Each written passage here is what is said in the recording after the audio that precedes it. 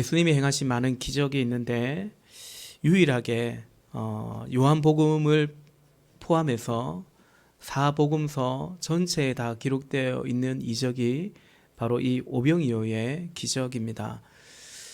오히려 요한복음에 더 구체적으로 기록되어 있기도 하죠. 우리가 흔히 마태, 마가, 누가 공간복음이라 그럽니다. 그래서 그 세 복음서에는 있는데 요한복음에는 없는 그런 말씀들이 있고, 반대로 요한복음에는 기록되어 있는데 그 공간복음에는 없는 말씀들이 있죠.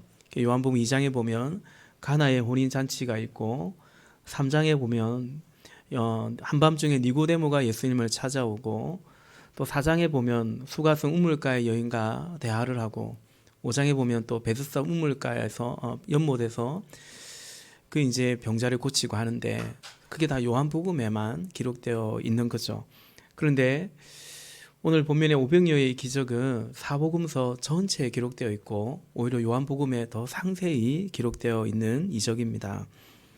오늘 본문에 보면 세 부류의 사람이 등장을 해요. 예수님이 계시죠. 또 예수님을 함께 또 예수님을 따르고 있는 제자들이 있습니다. 그리고 이제 이들에게 몰려오는, 예수님께로 몰려오는 무리들이 있습니다.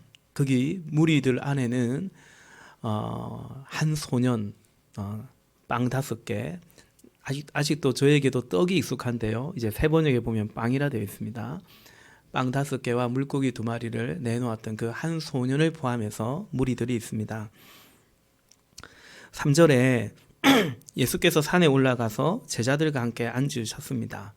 지금 누가 있냐면 예수님이 있고 예수님이 제자들과 함께 있는 거죠. 어찌 보면 산에 단란하게 오붓하게 예수님과 그 제자들이 앉아 있습니다. 그런데 5절에 보니까 바로 거기에 예수님께로 또 제자들에게로 큰 무리가 모여들고 있어요. 이 무리들에 대해서, 무리를 향해서 오늘 가지고 있는 마음이 있는데요. 먼저는 예수님이 이 무리들을 어떻게 생각하느냐, 이 무리들을 향해서 예수님이 어떤 마음을 가지고 있는가라는 거죠. 병행 본문인 마태, 마가복음 등에 보면 이 무리들을 향한 예수님의 마음이 어떤지 기록되어 있거든요. 마태복음 14장 13절과 14절에 보니까 예수께서 그 말을 들으시고 거기에서 배를 타고 따로 외딴 곳으로 물러가셨다. 이 소문이 퍼지니, 예수님이 가셨다는 소문이 퍼지니까 무리가 여러 동네에서 몰려 나와서 걸어서 예수를 따라왔다. 예수께서 배에서 내려서 큰 무리를 보시고 그들을 불쌍히 여기시고 그들 가운데서 앓는 사람들, 병자들을 고쳐 주셨다. 무리들이 예수님께로 왔는데 그 무리들을 보시고 예수님 마음이 어땠다는 거예요? 불쌍히 여기셨다. 다른 복음서에는 민망히 여기셨다라고 되어 있습니다. 언젠가 말씀드린 적이 있는데요. 헬라 원어로 보면 여기 민망히, 불쌍히라는 이것이 그 원어의 뜻을, 의원을 찾아보면 창자가 끊어지는 고통이라는 뜻이 있다고 해요. 그냥 아유 딱하다, 안 됐다, 그게 아니라 어떻게 저거 불쌍해서 어떻게, 그죠? 우리 가끔 정말 안타까운 어떤 사건, 사고가 났을 때 부모들이 통곡을 하죠. 어떻게 그런 그 정도의 고통스러운 마음을 예수님이 가지셨대요. 그럼 제자들의 마음은 어떤가? 제자들의 마음은요, 좀 귀찮아하는 것 같습니다. 성가시게 느끼는 거죠. 왜 자꾸 몰려오냐, 이런 마음이 있는 것 같습니다. 본문에서도 느낄 수 있고요.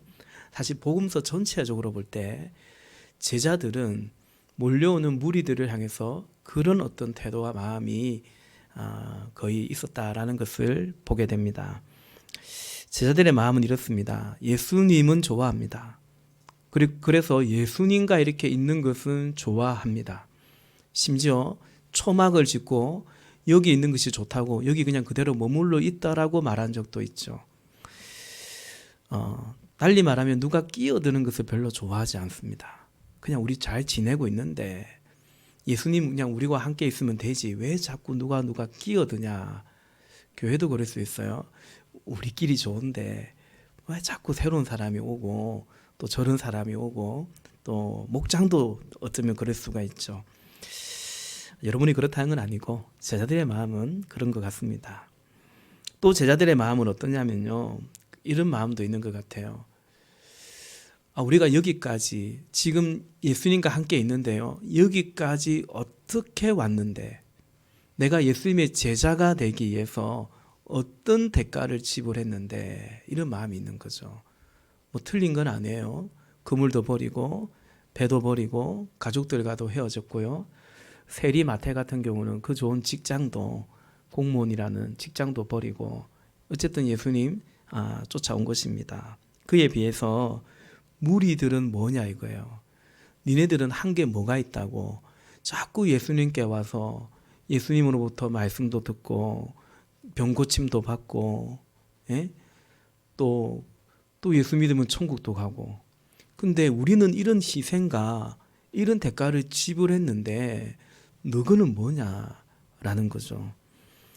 여러분, 예수님이 찾아온 무리들에게 사역을 하시죠.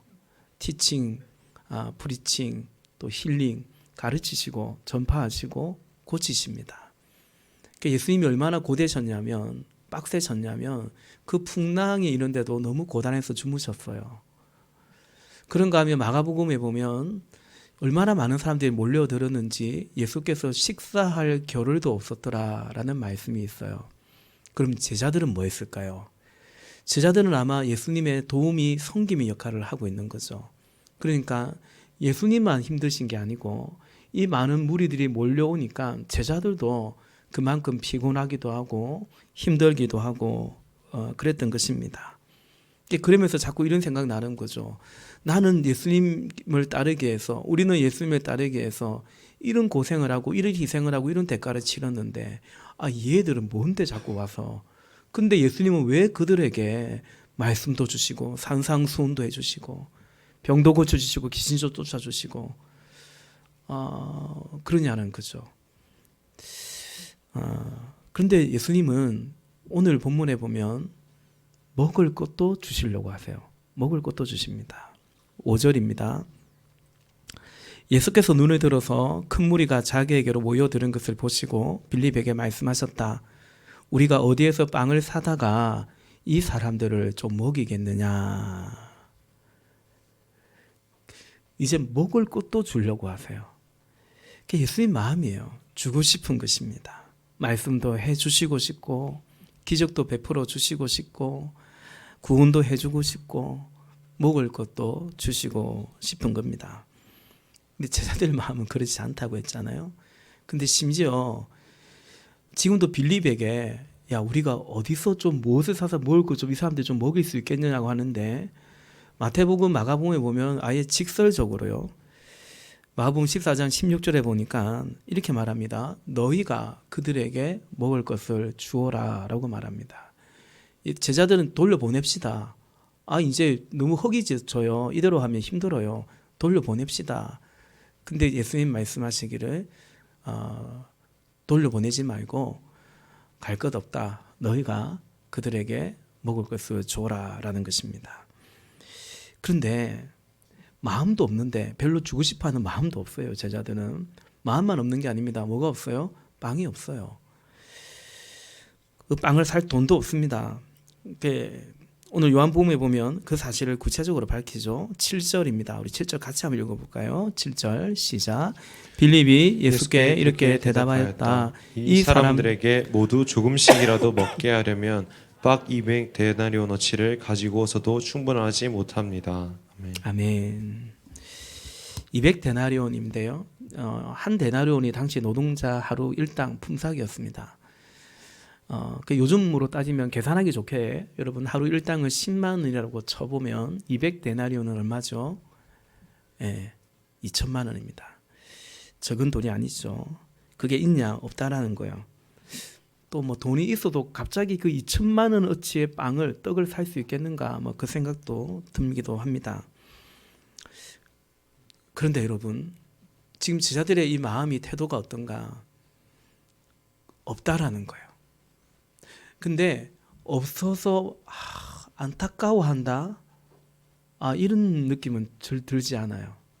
없다라는 거죠. 오히려 좀 따지는 거죠. 어떻게 그럴 수 있냐고 막 따진다는 느낌이 들죠.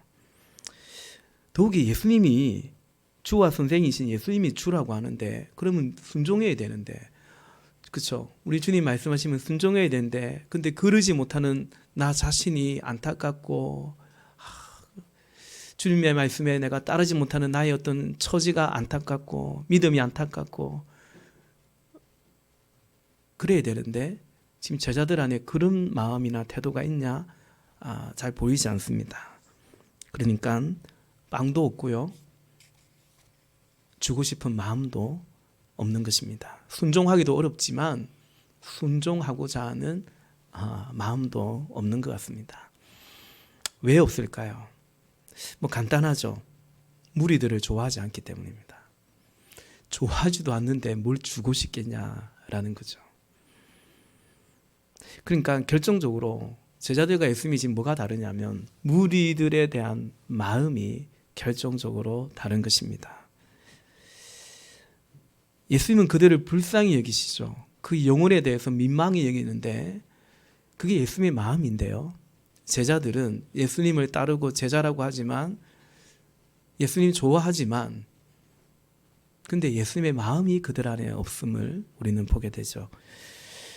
그리고 순종의 마음도 부족하다라는 것. 그러니까 다만 무리들을 향한 마음만이 아니라 예수님을 향한 이들의 마음도 사실은 우리가 신앙의 관점에서 보면 바르지 않다, 문제가 있다라고 보게 되죠. 여러분, 지금 제자들 마음 안에, 그 생각 안에 깊이 깔린 것은 이런 게 아닐까 싶어요. 마음속으로 이런 말을 할 것 같아요. 왜? 라는 말이죠. 내가 왜? 내가 왜 그래야 되냐라는 거죠. 내가 왜 이 무리들을 위해서, 이 사람 언제 봤다고 내가 왜 희생하고 헌신해야 되냐는 거죠. 나랑 무슨 상관이 있냐라는 거죠. 더 나아가 여러분, 다만 무리들에 대한 마음만이 아니라 계속 말씀드리는 것처럼 예수님에 대해서도 그런 생각, 마음이 있는 것 같아요. 왜? 라는 거죠. 아니 주님, 내가 왜 그래야 되죠? 또 제자들이 또 여기서 같이 한 팀이 됩니다. 우리가 왜 그래야 되냐는 거죠. 여러분, 여기서 우리가 생각하게 되는 것은 관계라는 것입니다. 마음이라는 것이 결국 관계의 결과이기 때문이죠. 관계와 밀접하죠. 저 사람과의 관계에 따라 저 사람을 향한 마음이 다른 거죠. 주님과의 관계에 따라 주를 향한 마음이 다른 거죠. 교회 공동체와의 관계에 따라 이 공동체에 대한 마음이 또 다른 것입니다. 사실 제자들이 무리를 위해서 이 정도의 헌신과 사랑을 하기에는 제가 봐도 좀 무리인 것 같습니다. 그러니까 이 무리를 향해서 이르기에는 좀 무리인 것 같습니다. 그래서 이 무리들을 섬기기 위해서 지금 이들에게 필요한 건 뭐냐? 주님과의 관계이죠. 그러니까 무리 때문이 아니라 예수님 때문에 사실은 이 제자들은 이 무리들을 섬겨야 될 것 같습니다. 그래서 사실 예수님이 늘 우리에게 그렇게 말씀하세요. 우리 어제 송구영신 예배 때도 요한복음 21장 15절 말씀 같이 보았지 않습니까? 예수님이 베드로에게 뭐라고 합니까? 나의 양을 먹이라 합니다. 그냥 양이 아니에요. 어린 양이에요. 양도 아니에요. 양떼입니다. 양떼. 먹이라는 겁니다. 우리 이제 목자들 계시죠? 여기 부목자님들 계시죠? 목자의 삶을 살아가다 보면 저 양을 먹이라, 이게 이제 조금이라도 알게 되죠. 만만치 않다. 알게 되죠. 애 키우면, 부모가 되면 말할 것도 없고요. 제가 그래도 목양을 하다 보니 그렇습니다. 좋습니다. 근데 예수님께서 베드로에게 뭘 물으셨냐면 네가 나를 사랑하느냐고 물으셨어요. 제가 자주 말씀드리죠. 양을 사랑하냐고 물어본 게 아니에요. 이 양떼를 잘 먹일 수 있냐 그거 물어본 것도 아니에요. 네가 나를 사랑하냐고 물어봤어요. 네, 주님 사랑합니다. 그러면 내 어린 양을 먹이라고 예수님께서 말씀을 하신 것이죠. 그처럼 여러분, 결국은 우리가 이웃과의 관계도 마찬가지고, 결국은 주님과의 관계로부터 우리의 모든 관계가 풀어져 가고 이어져 가는 것입니다. 200데나리온이 없대요. 없을 뿐만 아니라 그것이 있어도 충분하지 못하다라고 빌립이 말합니다. 7절에. 빌립이 그렇게 말을 하고 있는데 안드레가 끼어듭니다. 우리 8절과 9절 같이 또 읽어보겠습니다. 시작. 제자 가운데 하나이며 시몬 베드로와 형제가 아닌 안드레가 예수께 말하였다. 여기에 보리빵 5개와 물고기 2마리를 가지고 있는 한 아이가 있습니다. 그러나 이렇게 많은 사람에게 그것이 무슨 소용이 있겠습니까? 아멘. 하나이가 그걸 가지고 있다라는 말이라기보다는 그 하나이가 그걸 이제 안드레에게 내민 것 같습니다. 저에게 이게 있는데요 라고 내민 것 같습니다. 물고기 2마리인데 여기 물고기는요, 우리가 흔히 먹는 고등어, 갈치, 뭐죠? 하여튼 그런 고기가 아닙니다. 그러니까 멸치인데 조금 큰 멸치 있죠. 뭐 도리뱅뱅이라고 드셔봤습니까? 도리뱅뱅 같은 그런 겁니다. 그러니까 이제 도시락으로 넣을 수 있는, 그죠? 멸치 도시락 반찬 되잖아요. 그런 거 2마리. 맨입 베어 물면 이제 아이도 먹을 수 있는 거죠. 이게 이제 떡 5개도 마찬가지입니다. 이게 아이 거거든요. 그러니까 한 소년이 먹을 만한 그런 분량, 그 어치였던 거죠. 그러니 이 무리들이 먹기에는 어림도 없습니다. 택도 없는 거죠. 안드레는 그게 사실이기 때문에 정확하게 그 사실을 말했습니다. 그런데 우리 이 말씀 잘 알잖아요. 예수님이 이걸 가지고 축사하셨어요. 감사 기도를 드리셨습니다. 10절과 11절입니다. 예수께서는 사람들에게 앉게 하여라고 말씀하셨다. 그곳에는 풀이 많았다. 그래서 그들이 앉았는데 남자의 수가 5,000명쯤 되었다. 예수께서 빵을 들어서 감사를 드리신 다음에 앉은 사람들에게 나누어 주시고 물고기도 그와 같이 해서 그들이 원하는 대로 주셨다. 아멘. 예수님이 결국 어떻게 합니까? 나누어 주세요. 11절에 보니까 심지어 원하는 대로 주셨습니다. 먹고 싶은 대로 배불리 먹여주셨습니다. 네, 오늘 설교의 제목이 예수님 충분하지 못합니다 입니다. 충분하지 못합니다. 빵이 없고요, 돈도 없고요, 또 뭐가 없죠? 마음도 없습니다. 근데 마음이 없다는 것은 표면적인 것은 아니죠. 현실적인 것은 뭡니까? 분명 그렇습니다. 부족해요. 충분하지 않습니다. 오병이어가 있긴 해도 무슨 소용이 있습니까? 안드레가 말한 것처럼 무슨 소용이 있습니까? 어림도 없습니다. 그러니까 마음의 문제가 있어요. 이 무리들을 섬길 마음이 없어요. 줄 마음이 없어요. 그래, 마음은 그렇다 칩시다. 문제는 마음의 문제만 아니고 주고 싶어도 현실적으로도 어려워요. 우리가 뭔가를 섬길 때 그렇지 않습니까? 때로는 마음의 문제가 있지만 마음은 있어도 섬기려고 하니 현실적으로 어려움이 있습니다. 시간이 부족하기도 하고 재정이 부족하기도 하고 체력이 딸리기도 하고 엄연한 현실이라는 게 있죠. 이것은 제자들에게 여기 본문 빈드레스만 있는 게 아니라 우리도 동일하게 경험하고 있는 현실, 그야말로 현실이 있습니다. 말씀드린 것처럼 목자로 섬기고 무엇인가 헌신을 해갈 때도 그렇습니다. 마음도 마음이지만 현실의 문제가 분명히 있습니다. 충분하지 않고요, 부족하고요, 어림이 없고요, 내가 가진 것으로는 어찌 할 수가 없다고 느껴질 때가 현실적으로 있습니다. 여러분, 오늘 설교 제목에서 예수님 충분하지 못합니다인데요, 이게 빌립이 한 말이에요. 7절에 쉼표가 중요해요. 만약에 이게 쉼표를 빼버리면 좀 이상한 말이 될 수 있어요. 예수님 충분하지 못합니다. 그러니까 예수님이 충분하지 못하는 거죠. 뭔가 예수님이 문제가 있고 예수님이 부족하고 예수님이 있어도 예수님이 믿어도 아이고 뭐 충분하지 않다라는 거죠. 근데 그런 생각도 들어요. 그렇게 생각하고 있는 건 아닌지. 쉼표를 여기는 붙였어요. 예수님, 지금 200대나원 있어도 부족해요. 그 말이거든요. 근데 혹시 여러분, 쉼표를 그래서 붙여야 돼요. 근데 혹시 여러분, 쉼표 떼고 계시지 않습니까? 예수님, 충분하지 않습니다. 예수님 믿어도 뭔가 소용이 없습니다. 그러지 않겠죠. 그래서 그런지 여러분, 오늘 본문이 가만히 읽어가다 보면 유독스럽게 좀 이상하다 싶을 정도로 이 요한이요, 이 본문에서 예수님의 이름을 구절구절 기록해 놨어요. 제가 이 말씀 묵상하다가 관찰하다가 그게 제 눈에 들어와요. 한번 보실래요?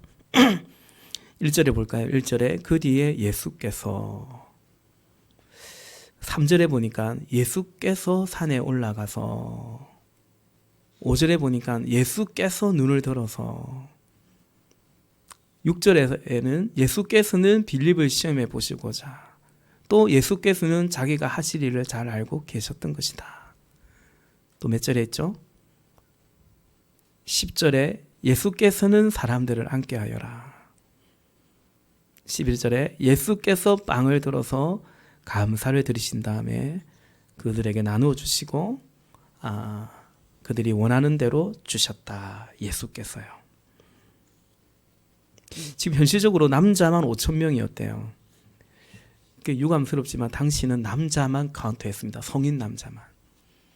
그러니까 딸려온 여인이 있을 것이고 자녀들이 있을 것이고, 그래서 5,000명인데 성서학자들은 그냥 보통 2만 명 정도 모인 걸로 봅니다. 4인 가족이 기준이죠. 이때도 기준이었네요. 현실적으로 200데나리온도 없거니와 있어도 부족하고요. 또 현실적으로 오병이어가 있긴 한데 고작이죠. 무슨 소용이 있냐라는 거죠. 또 현실적으로 여러분, 그거라도 내놓은 사람이, 그거라도 여기에 내놓은 사람이 그냥 여기 소년이었다라는 것입니다. 그런데 이 모든 현실 속에 또 어떤 현실이 있습니까?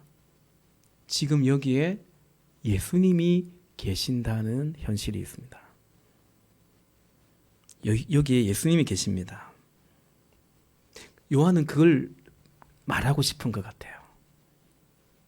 그래서 의도적으로 여기에는 뭐도 없고 있어도 부족하고 무슨 소용이 있겠냐고 말하는 이 본문 가운데 요한은 구절구절 좀 심하다 싶을 정도로 예수님께서 여기 예수님이 있다라는 사실을 알려주고 있는 것 같습니다. 사랑하는 여러분, 예수님이 계십니다. 현실적으로 예수님이 계십니다. 제자들이 다른 현실은 다 보는데 그 현실을 보지 못하고 있는 거죠. 이해되시죠? 그래서 예수님께 충분하지 못하다고 말하고 있는 거고요. 그래서 예수님께 이게 무슨 소용이 있겠느냐고 말하고 있는 거죠. 사랑하는 여러분, 우리의 현실 속에 예수님이 현실이 되시기를 축복합니다. 예수님이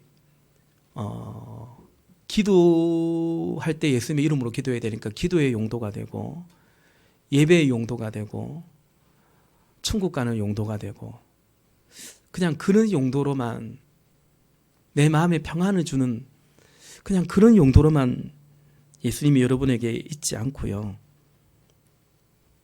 저와 여러분에게 예수님이 지금 내 삶에 말 그대로 현실이 될 수 있기를 바라요. 올해 이제 2023년이죠. 그런 2023년이 되기를 예수님의 이름으로 축복합니다. 두 가지 부탁을 드리고 말씀을 맺고 싶습니다. 예수님의 마음을 갖기를 원합니다. 무리들을 향한, 이 땅을 향한 예수님의 마음과 제자들의 마음이 달랐던 거거든요. 제자들은 예수님 좋아하는데 예수님 마음은 잘 가지지 못했어요. 아직까지는 그래요. 우리끼리 좋다, 이 정도죠. 그러므로 여러분, 우리 안에 예수님을 믿을 뿐만 아니라 예수님의 마음이 있기를 바랍니다. 우리 이제 세교주 특별 새벽 기도에 우리 한 주 동안 기도할 건데, 여러분 각자의 기도 제목, 또 기도 짝의 기도 제목으로 기도하시고, 또 하나 간절히 기도 같이 하기를 원하는 것은, 주님, 예수님의 마음을 저에게 주십시오. 그렇게 기도할 수 있기를 주의 이름으로 축복합니다. 사도 바울이 그랬거든요. 그리스도의 영이 없으면 그리스도의 사람이 아니라고 했어요. 그렇죠? 성령이 아니면 예수를 주라 시인할 수 없어요. 그리스도의 영이 없는 사람은 예배당 왔다 갔다 해도 아직 그리스도인이 아니에요. 근데 여러분, 예수님의 마음이 없으면 어떨까요? 예수님의 마음이 없으면 예수님 따라 살아가지 못해요. 예수님이 원하시는 일을 감당할 수가 없죠.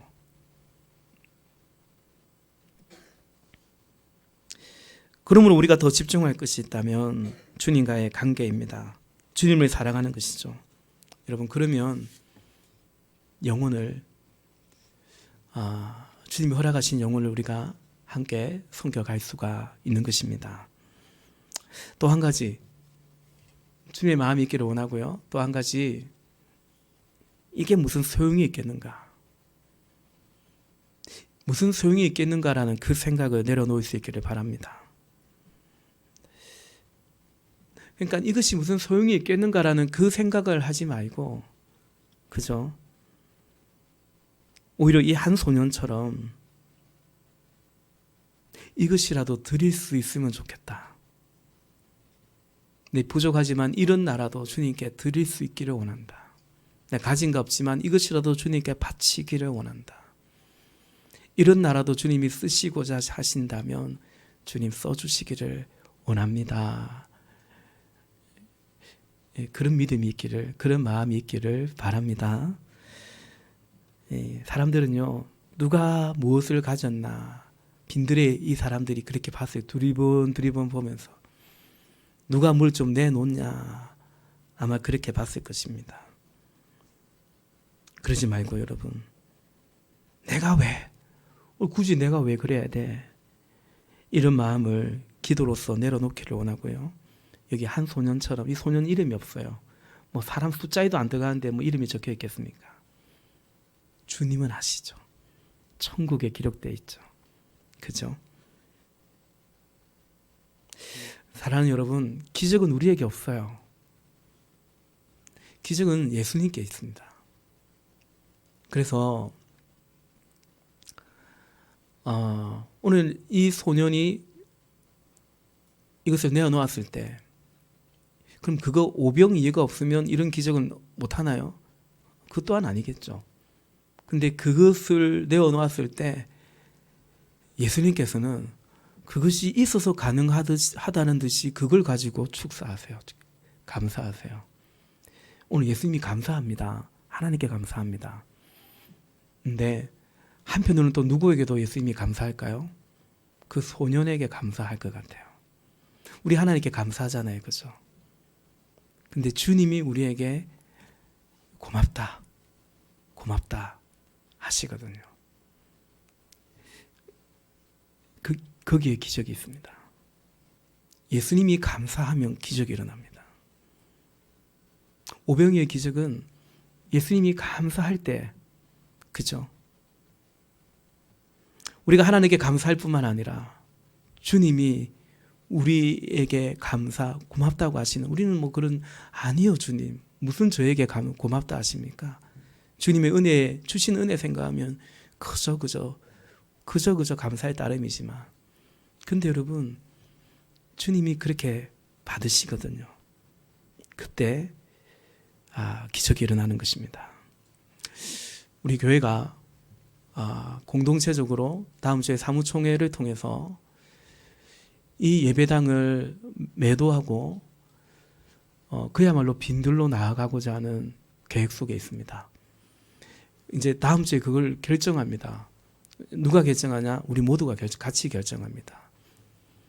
과반수의 찬성이 아니라 3분의 2가 동의해야 우리가 이 현 예배당을 이 우리 교회 재산이기 때문에 재산권을 우리가 행사할 수 있습니다. 저가 할 수 있는 게 아니에요. 뭐 장로님이 할 수 있는 것도 아니고 우리의 것입니다. 그런 생각이 듭니다. 여기까지 인도하신 것도 하나님이신데 기적인데요. 근데 나아가서 그 다음 또 여정을 생각하면 사실은 진짜 빈들인 것 같습니다.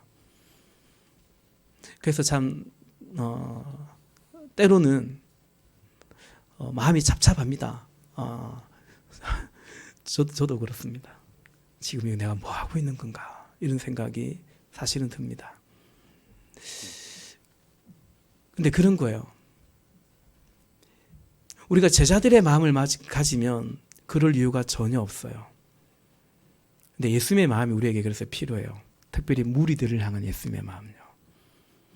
그러니까 나 예배드리고 나 그냥 신앙생활 하는데 불편하지 않는데 그리 생각하면은 저도 마찬가지고요.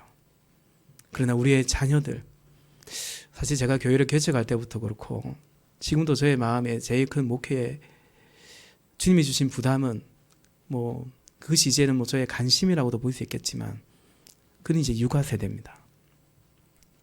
우리에게 육아 세대가 많지 않습니다. 3040 세대가 많지 않습니다. 그렇게 제가 거의 다 청년들인데요. 제가 청년 사역을 나름대로 어떻게 목회를 한 이후로 신학교 간 이후로 10수년을 한 것 같습니다. 그러니까 저랑 만났던 청년들이 상당수가 지금 육아 세대가 되어 있습니다. 이미 오래전부터 보고 있었고요. 참 많이 힘들어합니다. 그리고 저도 마음이 많이 어렵더라고요. 일단 결혼하면 마음이 달라져요. 쉽지 않아요, 여러분. 왜냐하면 둘이 되기 때문에 그래요. 여러분 사랑해서 결혼한 거거든요. 근데 결혼하면요 사람 마음이 어쨌든 그렇죠. 부부가 뭡니까? 둘이 아니라 하나라 말합니다. 여러분 이거 잘 생각해 보세요. 왜 둘이 아니고 하나입니까? 둘은 둘이지. 그래서 오늘날 많은 부부들이 그냥 둘로 삽니다. 각자 돈 벌고 각자 생활비 내고, 예?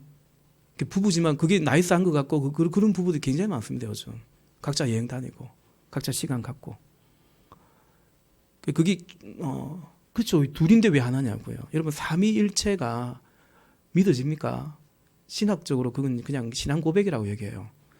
그걸 이해하려고 풀어내려고 설명하면 설명할수록 꼬이고 이단 교리가 돼버리고 그렇습니다. 역사적으로도 그렇고요. 셋은 셋이지 왜 하나냐 이거죠. 그렇지 않습니까?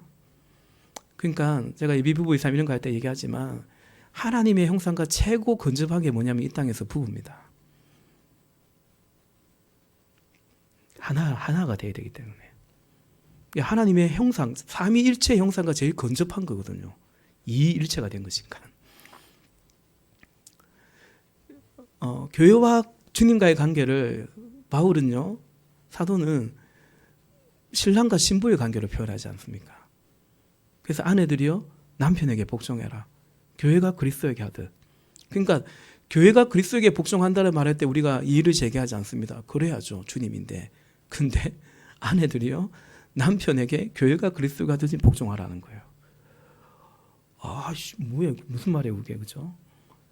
또 남편들이요 아내를 사랑하라는 거예요. 근데 그리스도께서 교회를 위하여 자신을 주신 같이 생명을 주신 같이 사랑하라는 거예요. 그러니까 여러분 다 이유가 있어요.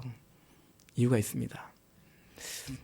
결혼하니까 믿음이 있어도 쉽지 않아요. 더욱이 악이 생기고 그러니까 애 키우다 보니까 또 어려운 것 같아요. 제가 저랑 같이 오래 좀 시간을 더 오래 한 분들은 알지만 원래 교회를 개척할 때부터 저는 아이를 키우는 교회가 되어야겠다. 육아 세대를. 그렇다고 지금 우리 육아 세대들이 막 많이 관심 있고 그런 거 잘 모르겠어요. 근데 저는 이제 그렇다 생각해요. 왜냐하면 가장 취약하기 때문에.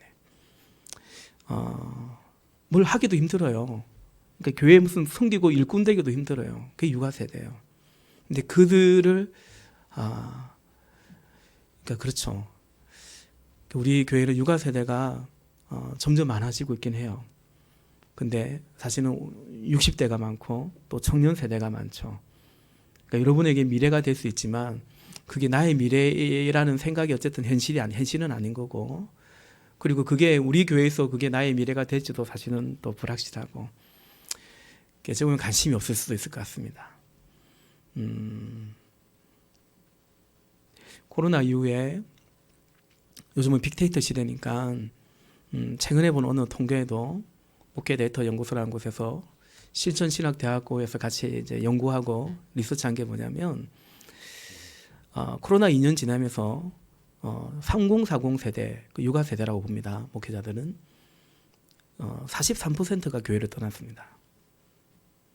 그리고 이제는 거의 다 현장 예배 오는데요. 수도권도 마찬가지고. 여전히 나는 그냥 온라인 예배 드릴래요라고 응답하는 퍼센트가 3040 세대가 50%를 넘어가고 있습니다. 그러니까 온라인 예배 드릴래요라는 말도 되지만 다른 말로 하면 교회 안 갈래요라는 말이죠. 실제로 한 2년 동안 각 교회 학교의 교육부서의 인원이 절반이 이상 줄었습니다. 통계적으로 그렇습니다. 제가 우리 교단의 청소년부, 지금 우리 경북지방의 청소년부 부장인데 청소년부 수련회를 할 수가 없을 정도로, 원래도 청소년들이 많지 않았지만 아예 없는 교회가 또 몇 년 사이에 여러 개가 돼버렸고, 정말 그렇습니다. 이른바 큰 교회들도 반 이상 줄었더라고요. 왜요? 그 부모들이 교회를 안 오니까. 요즘 나오는 출생하는 아이들, 청소년들이 거의 다 부모 따라오기 때문에 실제로 그렇습니다. 거창하게 한국 교회가 미래가 어떻고 당연히 그런 부담도 있고 우리도 그런 생각해야겠죠. 근데 저는 여러분이 어떻게 생각할지 모르겠지만 저는 여러분을 위해서 우리 교회가 준비해야 된다고 생각을 해요. 저는 그런 생각을 합니다. 그러니까 어쨌든 육아 세대를, 이 허리 세대가 그냥 뚝 떨어지니까, 단절돼 버리니까 그런 부담이 있습니다. 그러니까 그 마음으로 우리가 한동대 바로 근처, 한동대에서 아마 제일 가까운 교회가 되지 않을까 싶어요. 그게 근데 꼭 제가 한동대를 보고 가는 건 아니에요. 대학생들, 우리 한동대도 저는 사랑하지만 우리가 같이 아이를 키울 수 있는, 그래서 주중에도 아이들을 키워갈 수 있는, 우리가 이번 수련회 때도 같이 그 얘기를 좀 같이 나누고 싶은데 바알에게 무릎 꿇지 않는 그런 정말 그리스도의 제자로 우리가 같이 하나님 나라를 지금 여기에 이루는 그 꿈을 이루고자 하는 거죠. 사랑하는 여러분, 그 일에 우리의 여러 가지 현실들이 있습니다. 재정적인 현실도 있고요. 그리고 어쩌면 아직 이르지 않나라는 그런 현실도 있고 현실이 있습니다. 근데 꼭 교회 때문에 제가 이 말씀을 전하는 건 아니지만 저는 이 말씀을 최근에 묵상하면서 그런 마음이 들더라고요. 예수님이 분명 여기 빈들에 계신 거죠.